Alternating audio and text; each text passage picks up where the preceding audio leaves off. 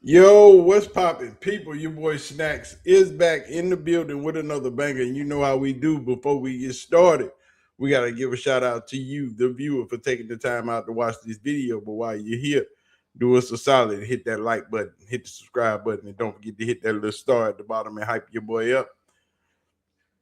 And you know we can't do a video without giving a shout out to our beautiful ladies of the CU Aunties. So when you see a CU Auntie in the chat or in that comment section, make sure you say what's up. Most of all, be respectful, because those are our ladies. Those are our aunties.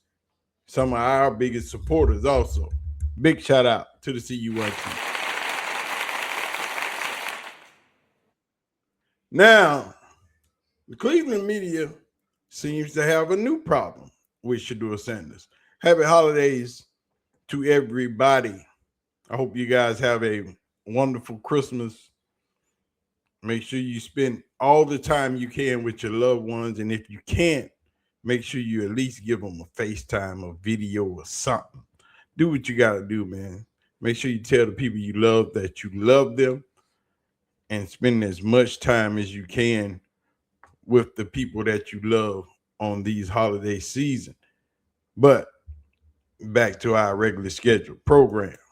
While going through the 92.3 The Fans videos, watching them last night, trying to just catch up, because y'all know I'm on the road at night, and that's so most of the time I get to catch up on some videos and just be me. But watching the video last night, it seems to me that the Cleveland media has a problem with Welloff Media. And we know Welloff Media is Deion Sanders Jr.'s media conglomerate, which he started when Coach Prime first got his first job at Jackson State. They was popping that thing off. Well, he didn't start it then, but it became more official than super official back in Jackson State. But seems to me that now they got a problem with Welloff Media being in the press conferences. And I noticed that yesterday while listening to Ken Carmen and Anthony Lima on their morning show, while watching their video yesterday. We're going to check it out. Y'all ready? Let's go. We're going to let them pop off, and then we're going to talk about it. I don't even want to ask the question because I felt it was a waste of time us arguing about it. I feel it's a waste of time spending some of Daryl's time about it. If you want to go ahead and ask him, you go ahead and ask him. Fine. Go ahead. Well, I imagine Daryl really didn't care all that much that they held up the Shedeur press conference and asked what seemed to be a scripted question to start it out. Daryl, what did you think when you were there after the Shedeur performance? And held up the Shedeur press conference and asked what seemed to be a scripted question. Let's see what they're talking about. Which, took a lot of what the defense gave them, but unfortunately, when the game was on the line, things kind of went backwards. And then the reaction afterwards, what did you think? Yeah, I mean, I was amused by it, that they had to restart the press conference so the film crew could get set up and in the room.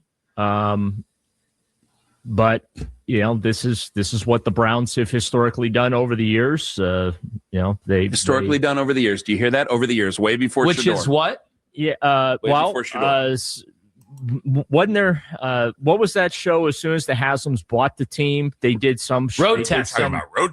Now, we're talking about Welloff Media, but I think Shedeur also just got a deal with Netflix or one of those people. You know how them Sanders do. They always coming through with the documentary type of things. They always running up the bag. They always in the spotlight. But I think they were talking about Welloff. But let's see. Road tested, yeah. Champions Pose. Yeah, they've done stadium lockup. They've done other reality TV based type things, and so they embrace that culture, if you will. Is this one going to be called Back in the Basement? I don't know, but wait a minute. I saw a documentary called In the Basement.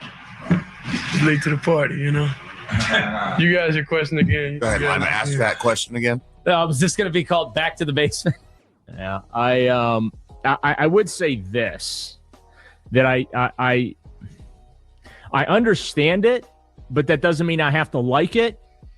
And I think the focus and attention needs to be elsewhere than doing documentaries. That's all I'm going to say. It's not like he's lighting the world on fire.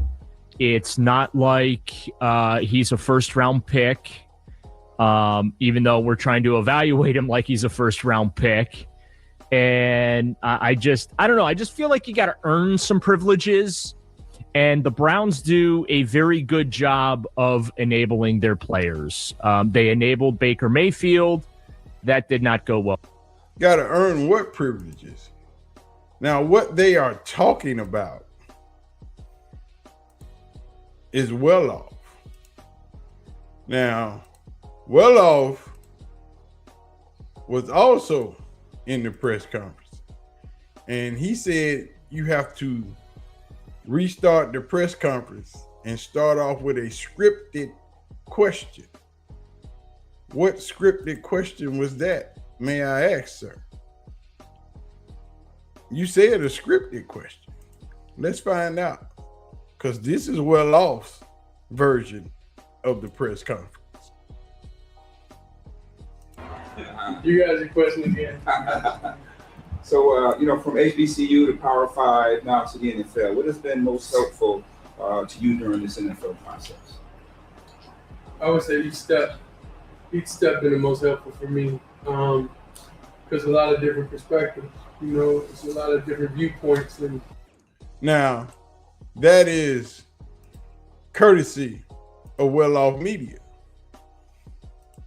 Why does that question have to be scripted?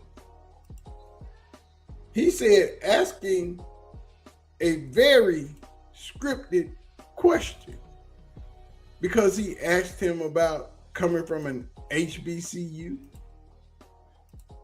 That's the start of his career. That's where it all begins. Why wouldn't he ask about coming from an HBCU? Why are y'all so repulsed by the fact that they have their own media company, that they are able to be credentialed by the NFL? They there. But saying that guy that asked the question was a plant because he asked about coming from an HBCU. He was asking how was it from then to now. But you got the HBCU part of it, and it's probably a media guy that you've never seen before. So you assume that he was a plant because he was a black guy and he got to ask the first question. I know Darryl Ryder was there because he is a media member. But that doesn't mean that guy was a plant. That doesn't mean that he is not a legitimate journalist. You will see journalists there that you've never seen before in your life covering Shedeursanders, because that's what type of attention he draws. That's what type of media profile he has. But for you to ask, why did they have to start with a scripted question? Because the man asked him about starting from Jackson State, going to the NFL. We finna get back into this. Let's go. well for them. They've enabled other players, and it's not gone well for them. I understand it. I understand the modern world we live in, but I just kind of feel like that privileges should be earned. And I don't know, as much as I like Shedeur and as much talent as I believe that he has, I just don't know that Shedeur's earned the right to have a documentary crew. So when does he get to earn around. it? When does Daryl Ryder come on the radio and go, okay, he earns it now? When he starts winning games. Okay, so that's not going to happen this year, which you have documented because he's got terrible players around him. Yeah. So I have to wait. So we're going to. So now he has to earn it. He hasn't earned it. You don't have to earn a media company. You just got to buy one. You just got to start one. You just got to do what you got to do. And when you are the starting quarterback of your team, you are afforded privileges. Let's say even if it was scripted. Let's say even if it was for a show. When you are the starting quarterback of your NFL team, certain privileges are afforded to you.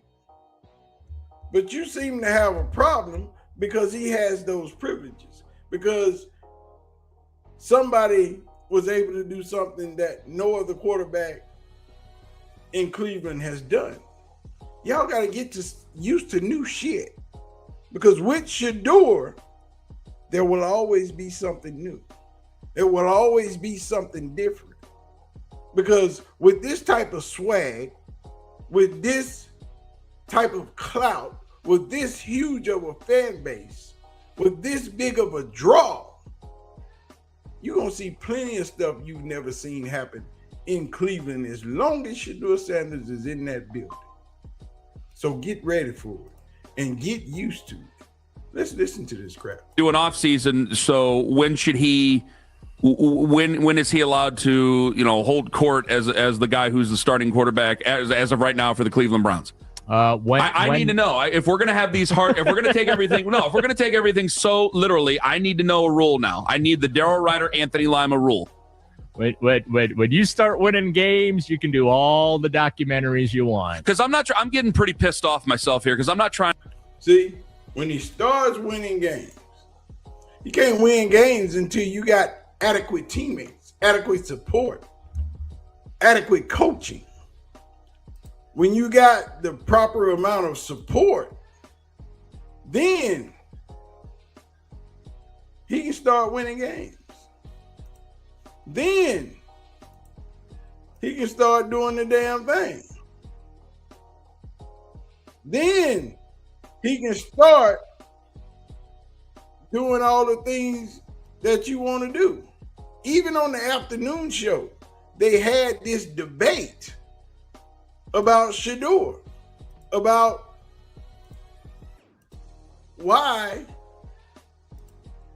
did they start the press conference over? They did it again.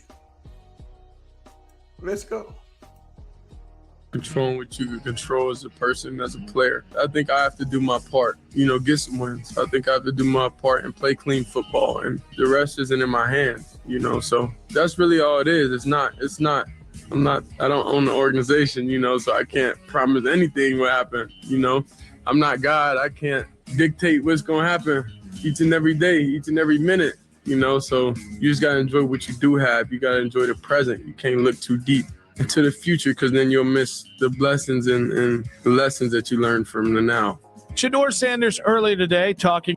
Now that's what you call spitting that game. That's what you call teaching you old heads how to be present and not be so worried about the future and what's going to happen next. How to be present, because if you're worried about the future, you can't appreciate the now. But let's let these boys handle their thing. About if he feels like a long-term commitment from the Browns is there. Again, everyone says Shedeur is one way, and then you hear the kid talk, and he seems to hit all the right noise. Like the Dylan Gabriel thing yesterday, where Dylan Gabriel gets booed on Sunday going in for Shedeur. and everyone acts like it's his whole to do, and then Shedeur's like, "Nah, I feel bad, like I put him in a bad situation." Yeah, which it was an odd situation, by the way, because the fans didn't know what was going on because you're at the game, so you didn't understand he had this pinky finger that looked like roast beef, like he didn't know. And so, hell, if I was in the fans, I would have been booing too. I'd have been like, "Wait, this is a big play." Yeah. Kevin can't possibly think Dylan's the better quarterback here, but then you think about Kevin and you're like, maybe he Same does. guy that went Wildcat because he's done this before and he would outsmart the room, and there's a lot of reactions that would go on in that moment. Yeah, no, but that's because Kevin's an idiot and he need to be fired right now. I'm listening to Shedeur and I'm like, geez. Oh, he's right. I mean, sometimes I'm racing to get to retirement for some unknown reason, and I'm racing to like have my kids get to be 18 and all this. Like, you just got to live in the moment and be present about it. And that's interesting. In a football context, he had me thinking even deeper than like just a big life moment. There's perspective he has that I feel like a lot of people don't at his age. Yeah, but tell me more about those Shedeur supporters and how much you're really sick of dealing with them as part of your evaluation of the young man playing football. Not that I'm getting salty about it at all. Now, here's what I'll say, because this does feed into the conversation that we had where it's like, all right, they're not even hiding that this really isn't about Shedeur. Like, honestly, we talked about the press conference thing. Mm-hmm. And yesterday we talked about it, and I was like, I think this is something. I just don't think it's all on Shedeur. I think it's very solvable. If the Browns were a serious organization, you'd go to Shedeur and go, I don't really have a problem with you having a plant in the audience. I don't really have a problem with you getting that question off so you guys can do your content. Mm-hmm. Let the beat reporters who've been waiting all this time, let them ask their questions, and let this be question 15 instead of 1. Oh, it could have been handled much better. But that... Now, see what I'm talking about? There was no plant in the audience. That was a legitimate journalist asking a question. If you wanted to know that, you should ask the question.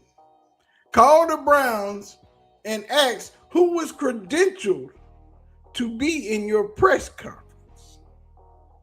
Because they know who all was there. Because everybody was there, had to sign in, had to be credentialed. Nobody was in that building in that press conference that the Browns did not know who was there. Don't just assume shit. And I know y'all, these two are Shedeur supporters. They got his back. But when you start talking shit like this, you screw it all up. Because then some other idiot is going to grab it and run with it. And it's all over the place. On the Browns, that's not necessarily even on Shedeur. It's like he might not be thinking like that because he is a rookie in the NFL. Yeah, he doesn't know how things work. He's never been a beat reporter before. And at Colorado, he did get to do basically whatever he wanted, which is how college football works, by the way. Have you ever seen anything around? Has anyone questioned Saban in a million years in Alabama when he was there? Like, no, it's not. No, man, that is not correct. He didn't get to do what he wanted. Do y'all know who this man's dad is? There is no getting away. See, this is a cultural difference. This is a cultural difference. See, because our fathers, Shedeur's father, expected more from Shedeur than he did anybody else on that team. He expected him to be better, know more things, do better, and lead the way. And here you are saying he could do whatever he wanted. Like he just went to Colorado and went all willy-nilly and ran the team, was in there talking crazy, was doing all the things. That's not true. That's not what happened. That's not how things went. But you said it anyway. And now it's out there. I heard it. Everybody on your radio that was listening heard it. All these people on YouTube that watched this video heard it. And that's your narrative. Now, how you gonna fix it? On how it works. I covered college basketball, a guy named Greg Marshall, Wichita State, absolute tyrant of a human. And that's Wichita State. That's not even any like a high football program or anything like that. Like that's how the college ranks work. It is on the Browns in many ways. You got to you got to introduce him to what the expectation should be and how he's got to go about doing it. And I'm sure he'd follow the rules. I just think it's really funny how, like, even now, I mentioned in the first segment, the Dylan derangement that's going on, the new pivot from the people who, again, I'm going to say, Listen, Nick and Jonathan, I'm going to need for y'all to do better when y'all come to talking about stuff like that, because that's not even true. Nobody cares about Dylan. Nobody's listening to these people that are talking about Shedeur was worse than Dylan. Nobody believes that bullshit. That's Jay and Jason just talking, trying to get some hype up because they don't like Shedeur. And only people that don't like Shedeur would say that Dylan was better than Shedeur. The stats don't show it. The tape don't show it. The scores don't show it. The locker room don't show it. So just leave that alone. That's not even worth the fight. But anyway, we're going to get out of here. Y'all let me know what y'all think about these folks hating on Welloff, trying to say that Shedeur and Bucky had a plant in the press conference. If they had a plant, they would have introduced themselves as Welloff Media, as we've seen them do over the years. Anybody that worked for Welloff Media introduced themselves as working for Welloff Media, not no other conglomerate, not no other media station, nothing. My name is such and such with Welloff Media, with the pregame network, with Reach the People. That's how they introduced themselves. That didn't happen. That guy was not a plant. He's a legit journalist. Just remember that you will see journalists and people that you have never heard from before, because that's what type of attention Shedeur draws. Y'all know what to do, man. Hit the like button, hit the subscribe button. Don't forget to leave your comments in the comment section. Don't forget to hit the little star down there and hype your boy up. Y'all let me know what y'all think. How wrong are these people for even mentioning this, for even thinking that that guy was a plant in the press conference? Because he simply asked him about coming from an HBCU, from Jackson State to now in the NFL. I need to go find that other clip because they mentioned that. They mentioned that he didn't have to bring up the HBCU part. That's crazy. That's wild work. But anyway, man, I'm out of here. Y'all be easy. Y'all have a Merry Christmas. I don't know if we dropping videos tomorrow, but we'll figure it out. It is the holiday. I'm home alone. Hell, I'm dropping videos. I'm out of here. Peace.